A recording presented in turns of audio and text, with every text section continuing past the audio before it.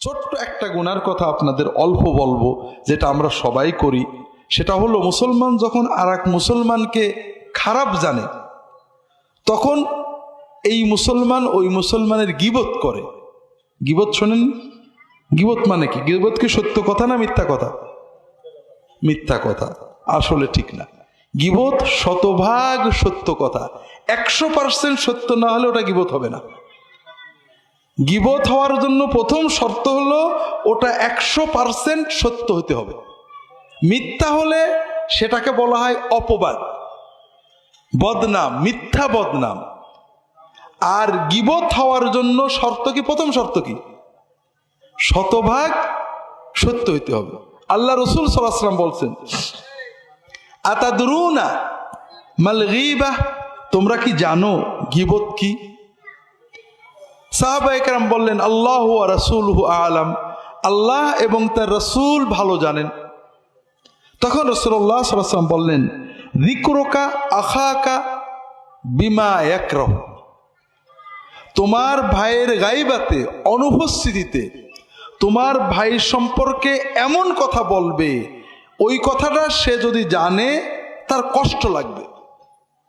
সে চাই না যে আমার অনুপস্থিতিতে আমার পিছনে কেউ আমার এই কথাটা বলুক।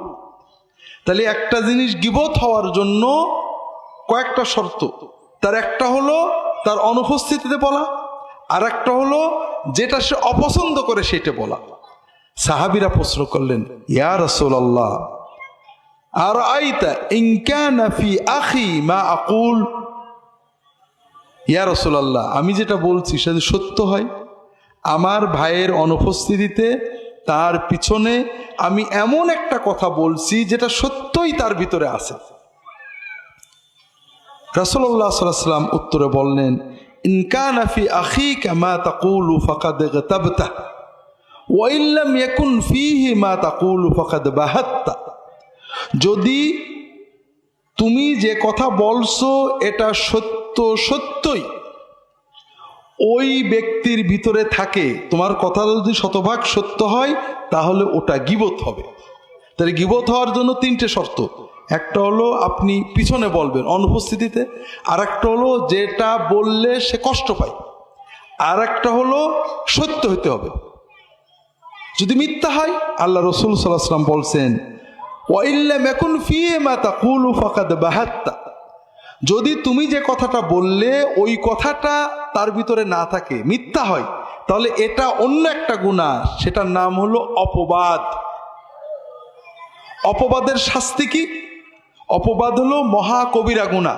মদ খাওয়া, শুয়োর খাওয়া, এগুলো যেমন কবিরা গুনাহ, গীবত, অপবাদ এইরকম কবিরা গুনাহ, তবে একটু বেশি। আপনি নগদ টাকা দিয়ে, নিজের হালাল টাকা দিয়ে 2 কেজি মদ কিনে খেয়েছেন, এটা গুনাহ হবে। তবে এখানে কোনো বান্দার হক নষ্ট হয়নি। আপনি যখনই তওবা করবেন, অর্থাৎ আপনি বলবেন যে আল্লাহ মাফ করে দাও, আর করব না, তখনই আল্লাহ মাফ করে দেবে।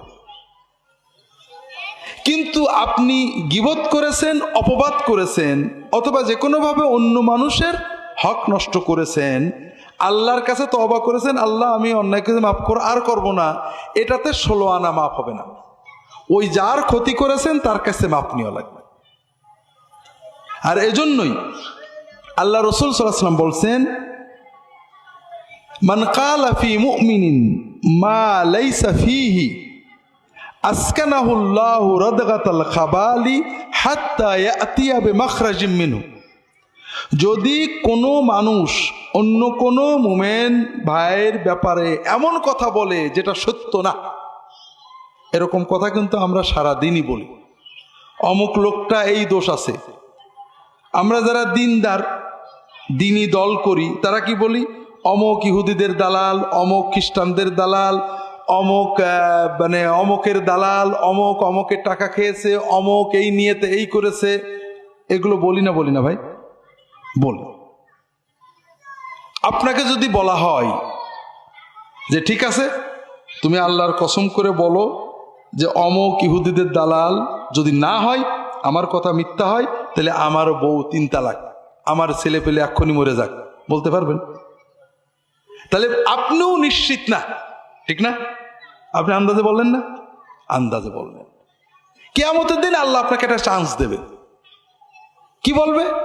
যে বান্দা, তুমি দুনিয়াতে আমার অমুক বান্দার ব্যাপারে এই কথাটা বলেছিলে সে ইহুদিদের দালাল, খ্রিস্টানদের দালাল, সে গোপনে অমুকের টাকা খায়, সে অমুক কাজ করে, সে এই নিয়েতে এইটা করে।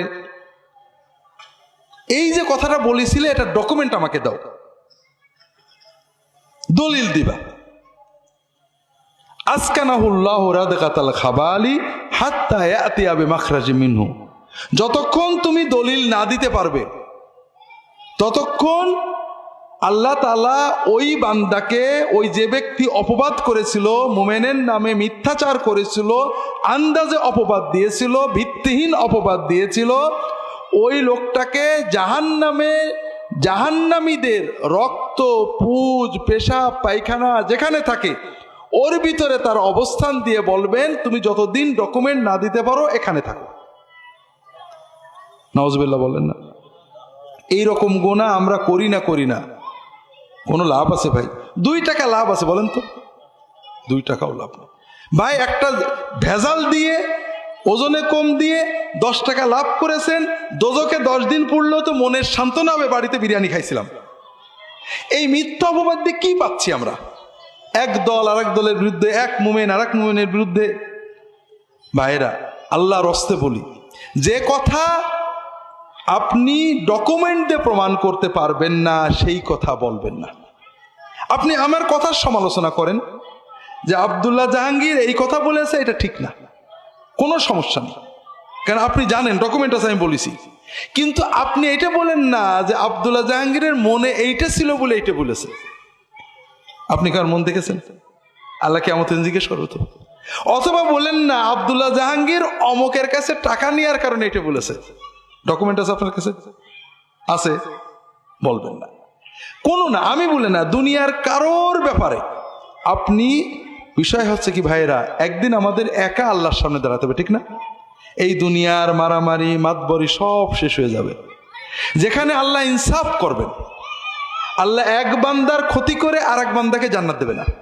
আপনি আল্লাহর কাছে কোটি গুনাহ করেছেন, মাপ পাবেন, কিন্তু আল্লাহর আরেক বান্দার ক্ষতি করেছেন, এটা আল্লাহ ওই বান্দার পারমিশন ছাড়া মাফ করবেন না, তার কাছ থেকে মাপ নিতে হবে আপনাকে।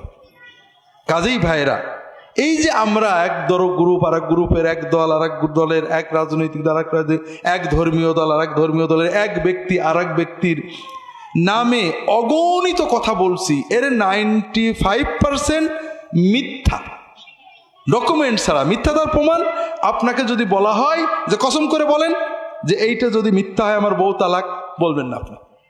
এইটা যদি মিথ্যা হয় কালকের ভিতরে আমার ছেলে মরে যাক, আপনি বলবেন না। বলতে পারবেন? আর এইভাবে যেটা পারবেন না, আপনি নিশ্চিত আপনি আন্দাজে বলেছেন, আর আন্দাজে কথা বলাটাই হারাম। আল্লাহ কোরআনে নিজে এটা বলে দিয়েছেন, ইয়া আইয়ুহাল্লাযীনা আমানু ইজতানিবু কাসীরাম মিনায-যন্ন, হে মানুষেরা তোমরা অধিকাংশ সন্দেহ বাতিল করো, বর্জন করো। ফাইন্না বা'দায-যন্নি ইসমু, ধারণা, সন্দেহ এটা পাপ। আল্লাহ রাসূল সাল্লাল্লাহু আলাইহি ওয়াসাল্লাম বলে, ইয়াকুম আয-যন্ন ফাইন্না-য-যন্না আকযাবুল হাদিস। সন্দেহ, ধারণা, মনের আন্দাজে কিছু বলো না, এটা সবচেয়ে মিথ্যা কথা। দ্বিতীয়, আমরা এক মুমিন আর এক মুমিনের বিরুদ্ধে যেটা বলি এটার 5% সত্য কথা, আর সত্য হলে সেটাকে কি বলা হলো? গীবত। গীবত হওয়ার জন্য রাসূলুল্লাহ সাল্লাল্লাহু আলাইহি ওয়াসাল্লাম 3টে শর্ত দিলেন, মনে আছে তো? কয়টা শর্ত? 1 নম্বর হলো সত্য হইতে হবে, 2 নম্বর তার পিছনে হইতে হবে, 3 নম্বর যে কথা বললে সে কষ্ট পায় এরকম কথা হইতে হবে। আমরা অনেক সময় মনে করি ওর আমরা সামনেও বলতে পারি, বলেন না? বলেন না। সামনে যেটা বলতে পারেন সেইটা পিছনে বলাই হলো মহাকবিরা গুনাহ, গীবত। আল্লাহ কোরআনে এই আয়াতে বলছেন, ইয়া আইয়ুহাল্লাযীনা আমানু ইজতানিবু কাসীরাম মিনায-যন্নি ইন্না বা'দায-যন্নি ইসম ওয়ালা তাজাসসু ওয়ালা ইয়াগতাব বা'দুকুম বা'দা। তোমরা একে অপরের দোষ খুঁজে বেড়ায়ো না, আর দোষ খোঁজা ছাড়াও যদি কোনো গোপন দোষ জানো, কেউ কারোর পিছনে গীবত করো না। আইয়ুহিব্বু আহাদুকুম আইয়াকুলা লাহমা আখিহি মাইতাম ফাকারিহতুমু, তোমরা কি চাও তোমার মরা ভাইয়ের গোশতটা খাও? চান নাকি? ভাই মরা গেছে, 1-1.5 মণ গোশত আছে, কবরে দিলে তো পোকাই খাবে, লস হবে, কাজে ফ্রিজে রেখে দিই, কেটে কেটে রান্না করে খাবো, এরকম চিন্তা মনে আসে নাকি? যদি মনে কেউ বলে তাহলে কি ঘৃণা আসে না লোভ আসে? ঠিক গীবতের পরে এরকম ঘৃণা আসলে তখন বুঝবেন যে আপনি মুমেন হয়েছেন, ওলি হয়েছেন, যার জবান আল্লাহর হুকুমে চলে। দু একটা হাদিস বলি ভাইয়েরা, আল্লাহ রাসূল সাল্লাল্লাহু আলাইহি ওয়াসাল্লাম গীবতকে কত ভয়ঙ্কর ভাবে নিন্দা করেছেন। হযরত রাসূলুল্লাহ সাল্লাল্লাহু আলাইহি ওয়াসাল্লাম বসে আছেন, রাসূলুল্লাহ সাল্লাল্লাহু আলাইহি ওয়াসাল্লামের পাশে তার স্ত্রী আয়েশা রাদিয়াল্লাহু তাআলা আনহা বসে আছেন। আয়েশা রাদিয়াল্লাহু তাআলা আনহা বসে কথা বলছেন। সফিয়া নামে রাসূলুল্লাহ সাল্লাল্লাহু আলাইহি ওয়াসাল্লাম আরেক বিবি আসছেন, তিনি বসে কিছু কথা বলে চলে গিয়েছে। সতীনের পারে সতীনের একটু রাগ থাকতেই পারে, কেউ চায় না যে আমার স্বামী আমার চেয়ে অন্য কেউ ভালোবাসুক, ন্যাচারাল। ন্যাচারাল স্বাভাবিকভাবে আয়েশা বলছেন রাদিয়াল্লাহু তাআলা আনহা, ইয়া রাসূলুল্লাহ হাসবুকা মিন সফিয়া কাযা ওয়া কাযা। ইয়া রাসূলুল্লাহ, আপনার বিবি সফিয়া কত আর ভালো, তার তো এই এই দোষ আছে। সত্য দোষের কথা বললেন। আয়েশা রাদিয়াল্লাহু তাআলা আনহার এই কথা শুনে রাসূলুল্লাহ সাল্লাল্লাহু আলাইহি ওয়াসাল্লাম বললেন, ইয়া আয়েশা লাকাদ কুলতি কালিমাতান লাউ মুজিজাত বিমাইল বাহরি লামাজাজাতহু। আয়েশা, তুমি এই যে একটা সত্য কথা বললে, সফিয়ার একটা সত্য দোষের কথা তুমি তার পিছনে বললে, এই কথাটার ভিতরে এত গুনাহ, এত পাপ, এত নোংরা, এত দুর্গন্ধ আছে যে এই কথাটাকে যদি সমুদ্রের পানিতে ফেলে দেওয়া হয় পুরো পানি নাপাক হয়ে যাবে। তো ভাইরা বলেন তো, এইরকম কথাকে আমরা দিনের ভিতর দু একটা বলি না? দুটো তিনটে তো হবে। হ্যাঁ, দুজন মহিলা, পাঁচজন মহিলা এক জায়গা হলে অমুক মহিলা না এইরকম দুল পরে, আরে আর কোনো জায়গায় দেখিনি, অমুকের বাড়িতে গেছিলাম এই নাস্তা দিয়েছে, কোনোদিন যেন খাইনি, এই শাড়ি পরেছে, এগুলো আছে না নেই ভাই? লাভ হচ্ছে না লস হচ্ছে? ভাইরা, সবচেয়ে কঠিন জিনিস বোঝেন, এই যে আমরা এই কথাগুলো বলছি, এটার সবচেয়ে কঠিন বিষয়টা কি? যে কিয়ামতের কঠিন দিনে আমরা আল্লাহর কাছে বেশি নিয়ে যেতে পারবো না। কিছু নামাজ পড়ছি, কিছু রোজা রাখছি, কিছু জিকির করছি, কিছু কোরআন তেলাওয়াত করছি, এগুলো নিয়ে যাব। কিন্তু সেই দিনে আমি যার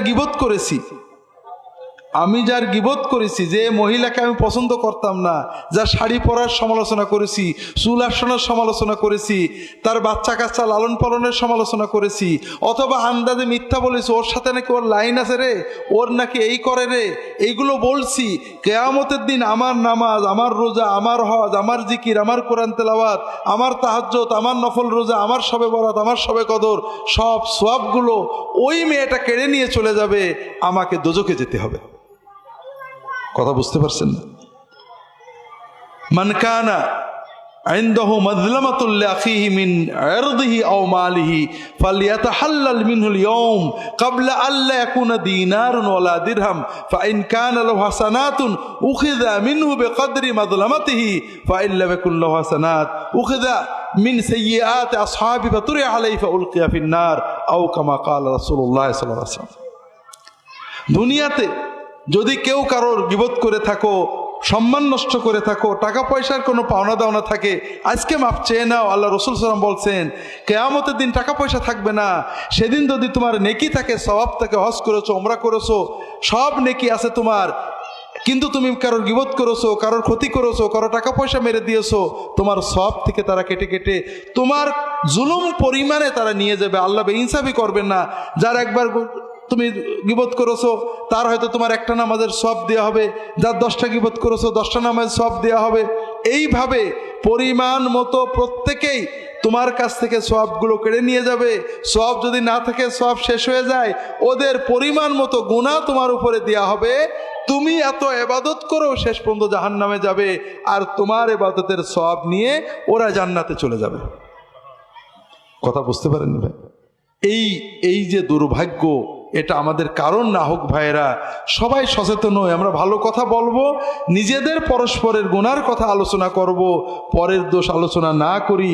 অন্য হাদিসে আল্লাহ রসুল সাল্লাল্লাহু আলাইহি ওয়াসাল্লাম সফরে গিয়েছেন, সফরে দুজন সাহাবী আবু বকর ওমর রাদিয়াল্লাহু তাআলা আনহুমা একজন আরেকজন সাহাবীকে খাদেম হিসেবে বেতন দিয়ে নিয়েছেন যে আপনি আমাদের একটু খেদমত করবেন।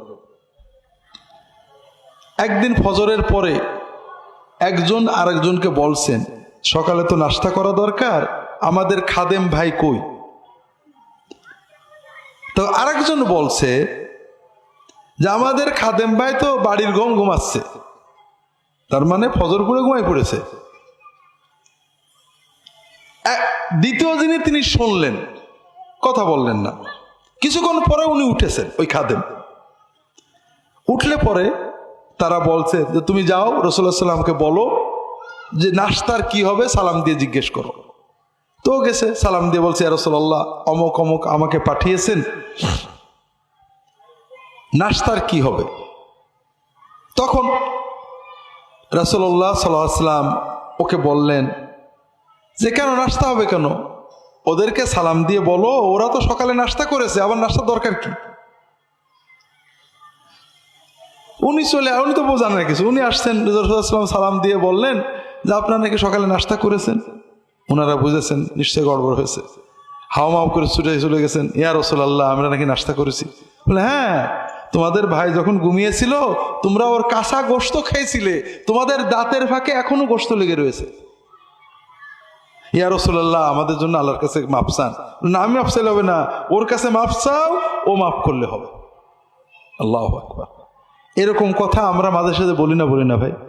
কত বলি ভাই, কি দরকার ভাইরা?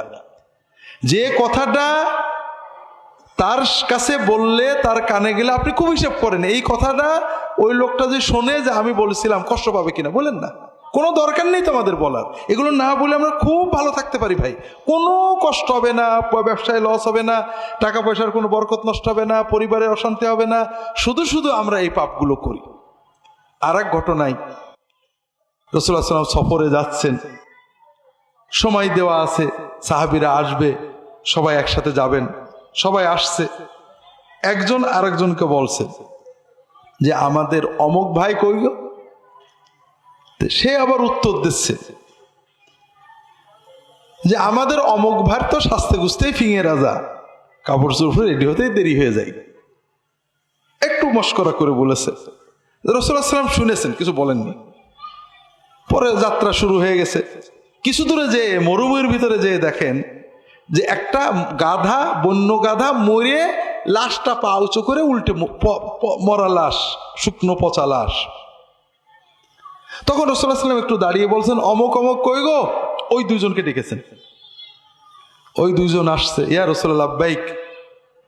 বলে শোনো, ইযহাবা ফাকুলা মিন জিফাতি হাযাল হামার, যাও এই যে মরা গাধাটা আছে ওর গোশত খাও। ইয়া রাসূলুল্লাহ এটা কি সম্ভব? রাসূলুল্লাহ সাল্লাল্লাহু আলাইহি ওয়াসাল্লাম বললেন, ওই যে আসার আগে তোমাদের অনুপস্থিত ভাইয়ের ব্যাপারে যে সমালোচনা করছিলে, তার ব্যাপারে যে আপত্তিকর মন্তব্য করছিলে, ওইটাতে যে গুনাহ হয়েছে, যে নোংরামি হয়েছে, এই মরা গাধার গোশত খেলে তার চেয়ে কম নোংরামি হবে। তো ভাইরা, এই গীবতটা কোথা থেকে আসে? এই শত্রুতা থেকে। আপনি যাকে ভালোবাসেন তার কিন্তু গীবত করতে পারেন না। কাজে আপনি যখন সকল মুমিনকে ভালোবাসবেন, আহা আমার মুমিন ভাই যত গুনাহ করে আল্লাহর মাফ করে দাও, দেখবেন আপনার মুখ থেকে গীবত বেরোবে না। কথা কি বুঝতে পেরেছেন? এই গীবতের মতো মহাপাপ, মরা ভাইয়ের গোশত খাওয়ার মতো পাপ, শুয়োরের গোশত খাওয়া, মদ খাওয়া, শিয়েল খাওয়া, যাই খান না কেন, মরা খাওয়া, এগুলো কখনো কখনো আল্লাহ তাআলা বলেছেন জরুরতে খাওয়া যায়, জান বাঁচাতে খাওয়া যায়, কিন্তু গীবত করা যায় কোরআন হাদিসে কোথাও নেই। একান্ত শুধুমাত্র মানুষের জীবন বাঁচাতে বলা যেতে পারে। যেমন একজন মেয়ে বিয়ে দেবে, একজন চাকরি দেবে, ভাই অমুকের চাকরি দেব, লোকটা ভালো কিনা, তখন আপনি তার দোষ থাকলে বলতে পারেন, যেন লোকটা ক্ষতিগ্রস্ত না হয়। কথা কি বুঝতে পেরেছেন? এছাড়া কখনো ইচ্ছা করে কারোর কোনো গোপন দোষের কথা বলবেন না। না বললে কি হবে?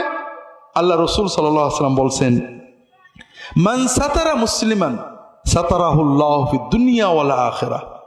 যদি আপনি কোনো মুসলমানের গোপন দোষ গোপন রাখেন, গোপনে মদ খায়, গোপনে অন্যায় করে, গোপনে একটা খারাপ কাজ করে, যে পাপের কারণে অন্য কারোর ক্ষতি হচ্ছে না, ও খারাপ হচ্ছে, গুনাহ হচ্ছে, মহাপাপ হচ্ছে, কিন্তু অন্য কারোর সম্পদ লুট হচ্ছে না, ক্ষতি হচ্ছে না, এই রকম ব্যক্তিগত পাপ অন্যায় আপনি গোপন করে রেখেছেন, কাউকে জানা, আপনি জানেন ও লোকটা গোপন একটা অন্যায় করে, আপনি বলেননি কাউকে। আল্লাহ রসুল সাল্লাল্লাহু আলাইহি ওয়াসাল্লাম বলছেন, যদি কেউ এভাবে অন্যের দোষ গোপন রাখে, আল্লাহ তাআলা ওই ব্যক্তির দোষ দুনিয়াতে এবং আখিরাতেও গোপন করে রাখবেন। আমাদের দোষ নেই ভাই? বলেন তো নেই? আমাদের সব দোষ দুনিয়ার মানুষ জানুক, এটাকে আপনি চান? যদি আপনি চান যে আল্লাহ তাআলা যিনি সব দোষ জানেন আমার দোষগুলো গোপন করে রাখুক, তাহলে আপনি আল্লাহর বান্দাদের দোষ গোপন করে রাখবেন। জানলে বলবেন না, কারোর কাছে বলবেন না। হ্যাঁ, যদি এমন কিছু হয় যে দোষটার কারণে কারোর ক্ষতি হয়ে যাবে, শুধু ক্ষতি থেকে বাঁচানোর জন্য যতটুকু বলা দরকার বলতে পারে, অথবা যার কাছে বললে সংশোধন হতে পারে তাকে বলতে পারেন, তবু এইটুকু বলবেন যেটুকু না বললে নয়। যেমন শুয়োরের গোশত প্রয়োজন ছাড়া, জীবন বাঁচানো ছাড়া খাবো না, কারোর দোষের কথা কারোর কাছে বলবো না।